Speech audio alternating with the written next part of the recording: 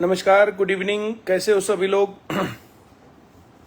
ICS coaching centre के इस Facebook page के ऊपर मैं जो है आप लोगों के सामने लाइव हूं और आप लोग जो है उत्सुक हैं जानने के लिए कि हरियाणा में आज क्या चल रहा है, हरियाणा एचएसएससी क्या क्या अपडेट है, हरियाणा पुलिस का क्या अपडेट है। अब हरियाणा में जो भर्तियां होंगी उनका क्या होने वाला है। हरियाणा सरकार एचएसएससी के मामले के ऊपर हाई कोर्ट में एक केस हार चुकी है। उसके बाद हरियाणा सरकार गई थी सुप्रीम कोर्ट में, तो माननीय सुप्रीम कोर्ट ने भी माननीय हाई कोर्ट का जो फैसला है वो वैसे का वैसा लागू करने के लिए बोला है। तो यहाँ पर बहुत सारे जो है बच्चों के सामने बहुत सारे क्वेश्चंस हैं। उन क्वेश्चंस के साथ मैं आप लोगों के साथ जो है यहाँ पर लाइव हूं और आप लोग जो भी बात मेरे से पूछेंगे मैं आपको बताने वाला हूं। देखिए, एचएसएससी ने जो सीईटी की पॉलिसी हरियाणा सरकार के निर्देशन में बनाई, वो सीईटी की पॉलिसी में बहुत सारी कमियां थी। उन कमियों को बहुत समय से हम लोगों ने उसको उठाया।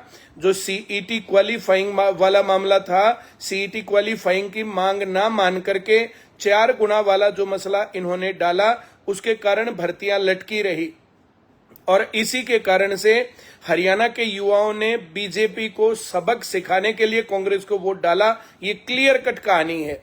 अब सभी युवा चाहते हैं कि सभी लोगों को मौका मिले, हर साल भर्तियां निकले, हर साल मौका मिले। अब ये सीईटी के कारण जो ये पॉलिसी बदली है, ये पॉलिसी बहुत बढ़िया थी अगर इंप्लीमेंट बहुत अच्छी से की जाती तो।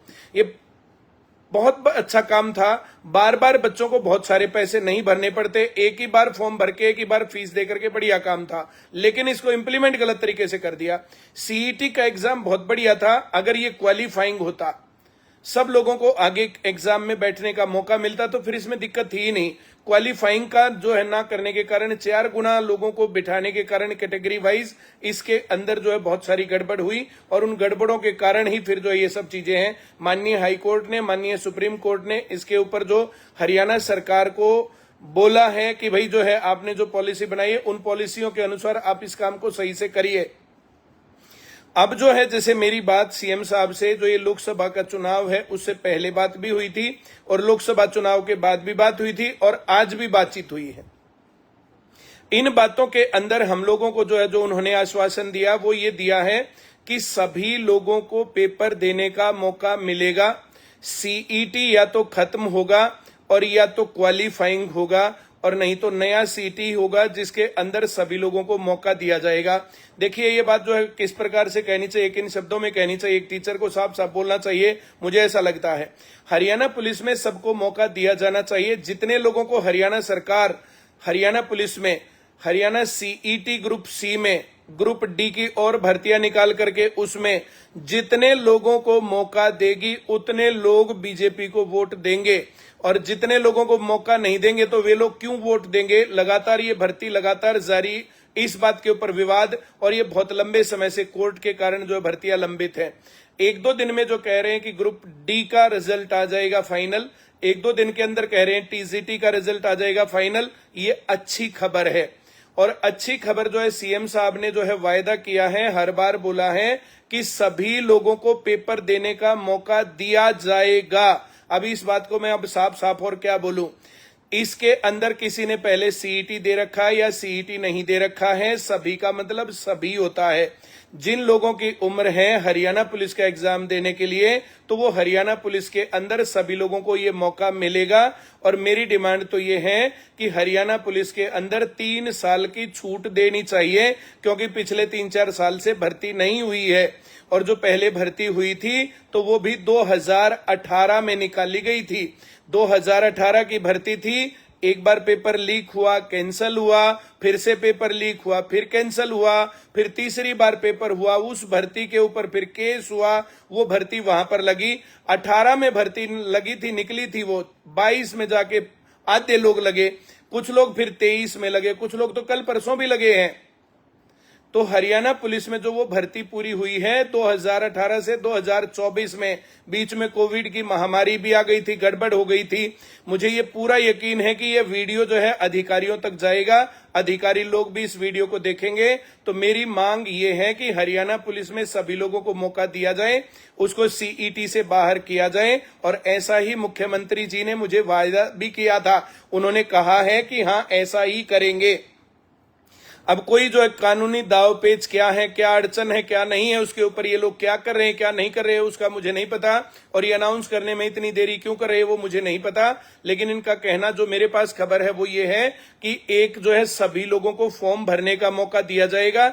21 दिन का मौका होगा, 21 दिन में फॉर्म भरे जाएंगे। फॉर्म भरने के बाद जितने लोग फॉर्म भरेंगे वो सब लोग जो है उसको एलिजिबल करेंगे।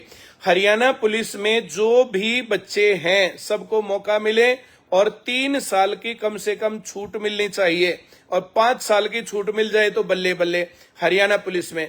इसके साथ एचएसएससी का जो सीईटी का ग्रुप सी का जो भी मामला है उसको जल्दी से जल्दी री एग्जाम करवा करके भर्तियां दे सरकार, ये सरकार को जल्दी से देना चाहिए। और मेरा मानना यह है कि उसको सीईटी के 4 गुना के क्राइटेरिया से बाहर निकाल करके भर्ती को पूरा करना चाहिए। और ऐसा ही सीएम साहब ने वायदा भी किया है। मेरे बहुत सारे अधिकारियों से और बहुत सारे लोगों से भी बातचीत हुई इसके बात के ऊपर, और सभी का मानना है कि हाँ ये सबको मौका मिलना चाहिए।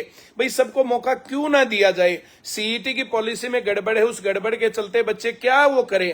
और जो है अगर सरकार अब भी नहीं करती है, देखिए वायदा करने के बाद भी अगर सरकार नहीं मानती है और ये सही काम नहीं करती है तो फिर मामला बिगड़ेगा। तो सीईटी ग्रुप सी की जो भर्तियां लंबित हैं वो सभी लोगों को लगातार मौका दिया जाना चाहिए। ग्रुप डी की जो भर्ती पेंडिंग है वो रिजल्ट जल्दी से जारी करके उनकी ज्वाइनिंग होनी चाहिए। जो डिपार्टमेंट दिए गए हैं, जो कॉमन कैडर है, वे लोग बेचारे बिना सैलरी के घूम रहे हैं। टीजीटी वाले इतनी गर्मी में धरने पर बैठे हैं, ग्रुप डी वाले धरने पर बैठे हैं, उनकी आवाज जल्दी से सुन करके और ये काम पूरा करना चाहिए, ये हमारी डिमांड है। और ये बात मैंने लगातार लिखित में उठाई है, मैं बार बार लिखित में दे करके आया हूं, और मुझे आश्वासन मिला है कि सभी लोगों को मौका मिलेगा, और वो आज भी। और जो ये बात लगातार, और जो ये बात है जिन लोगों की ज्वाइनिंग हो गई है, तो जिन लोगों की ज्वाइनिंग हो गई है उसके ऊपर जो मुझे वायदा मिला है कि जिनकी नौकरी लग गई है उनको नहीं हटाया जाएगा, उनका कोई भी प्रोसीजर नहीं किया जाएगा। उसके लिए विधानसभा में कोई बदलाव करना है, कोई कानून में बदलाव करना है, या दोबारा से कोर्ट में रिव्यू पिटीशन डालनी है, तो उनको जो है उनकी नौकरी को बचाया जाएगा और बचाया जाना चाहिए, ऐसी मैंने डिमांड की है। जो भर्तियां पेंडिंग हैं उन भर्तियों के ऊपर जो है संज्ञान लेना चाहिए सरकार को, और अब भी नहीं लेगी तो फिर सरकार फिर कब संज्ञान लेगी? देखिए लोकसभा चुनाव के अंदर 5 सीट जो ये आ गई, इनके अंदर भी कांग्रेस की 2-3 सीटों का मामला गलत बता रहे हैं लोग। अगर कांग्रेस की जो है भिवानी की सीट किरण चौधरी को या श्रुति चौधरी को दी जाती रावदान सिंह की जगह, तो शायद वो सीट निकलती, ऐसा कई विश्लेषक बोलते हैं जो मुझे बोल रहे हैं। और जो राज बब्बर जी को जो है जो सीट दी गई गुरुग्राम की, उसकी जगह रावदान सिंह की सीट होती गुरुग्राम की, तो वो भी सीट निकलती। अगर ये काम हो जाता तो फिर हरियाणा में देखो बीजेपी का हाल क्या होता। और आज भी अगर ये बात नहीं सुन रहे हैं, ये बात मैं नहीं बोल रहा हूं, देखो ये युवाओं की आवाज है, सभी लोगों की आवाज है। सीईटी का मामला जो है उसको कैंसिल करके या जो भी करके उस मामले को आगे बढ़ाना चाहिए, और वहां से इन भर्तियों को एक वार्षिक कैलेंडर जारी करना चाहिए। जैसे एसएससी का है वैसे एचएसएससी को क्या दिक्कत है? एसएससी का पेपर एनटीए लेता, वैसे एचएसएससी का पेपर एनटीए लेता, वैसे इस वार्षिक कैलेंडर, हर साल भर्ती आए। पुलिस की भर्ती इनको एक साथ 15,000 भर्ती करने के बजाय 10,000 भर्ती करने के बजाय हर साल एक 2-2, 3-3 हजार भर्ती करें, सभी लोगों को बार बार मौका मिले, सभी को अपनी योग्यता निखारने का मौका मिले, तो सरकार के पक्ष में अपने आप ही मामला बनेगा। तो ये जो सरकार की तरफ जो मैं कह सकता था, मैंने हायर अथॉरिटीज तक सारी बात पहुंचा दी है बच्चों। अब मैं क्या बोल सकता हूं? जो सीईटी नहीं दिया जिन्होंने, तो उनको दिया जाना चाहिए। जिन लोगों की उम्र हो गई है, जैसे जो 22 में सीईटी हुआ, उसके बाद तो 2 साल में गंगा नदी के पुल के नीचे से बहुत पानी बह गया। उसके बाद तो बहुत बच्चे ऐसे हैं जिनकी क्वालिफिकेशन पूरी हो गई है। तो सभी लोगों को सीईटी में, पुलिस में और सभी भर्तियों में मौका दिया जाना चाहिए। और ये बातें मैंने हायर अथॉरिटीज तक, सीएम साहब को, विधायक जी को, मोहनलाल बड़ोली जी को मैंने बहुत बार ये बात बोली है कृष्णपाल गुर्जर जी से जो है मैं मिलकर के आया हूं, उनको मैंने ये बातें जो है डिमांड उठाई है और उन्होंने कहा है कि ये सभी लोगों को मिलना चाहिए। टीजीटी का रिजल्ट 1-2 दिन में डिक्लेयर हो जाएगा, ग्रुप डी का रिजल्ट 1-2 दिन में डिक्लेयर हो जाएगा। जो भर्तियां पेंडिंग है उनके ऊपर मैं बात करके आया हूं। अब ये कितनी डिमांड मांगेंगे कितनी नहीं मांगेंगे भाई, ये तुम्हारे सामने भी उतना ही और मेरे सामने भी उतना ही है। इतनी बातें मैं आप लोगों को कह के आया हूं। अब इसके आगे भी तुम्हारे पास कोई सवाल रहता, कोई बात रहती है तो अब मैं क्या बोलूं। अब किसी ने सीईटी दिया या नहीं दिया, जिसकी एज है सबको मौका मिलना चाहिए, ऐसा मैंने बोला। हरियाणा पुलिस में भी और एचएसएससी, सीईटी ग्रुप सी और ग्रुप डी में भी। और जो भर्तियां पहली थी उनको जल्दी से जल्दी पूरा कर दिया जाना चाहिए। नई भर्तियां नए सीईटी के आधार पर होनी चाहिए, ऐसा मैंने डिमांड की है और इस प्रकार से सब लोगों को मौका मिलना चाहिए। टीजीटी की भर्ती पूरी करवाओ, तो ऐसा मैं बोल करके आया हूं। सीईटी का बता दो सर, अब की बार चांसेस ज्यादा हैं क्या? सीईटी का जो है ना, जो ये क्वालिफाइंग नेचर का करके अगला सीईटी लेना चाहिए, ज्यादा से ज्यादा लोगों को मौका देना चाहिए। जितने लोग एग्जाम में बैठेंगे सब लोग इनकी तरफ जो है, क्योंकि फेयर सिलेक्शन है। बीजेपी की सबसे अच्छी बात है फेयर सिलेक्शन है। गरीब से गरीब बच्चा जो है जो पढ़ेगा वो नौकरी लग सकता है। इसमें गरीब अमीर की खाई नहीं है, जाति का कोई बंधन नहीं है, जो पढ़ेगा वो लगेगा, सीधी सी कहानी ये है। तो मैं उम्मीद करता हूं ये सरकार इन सारी बातों को मानेगी और आप लोगों को सारा मैसेज क्लियर कट समझ में आ गया होगा।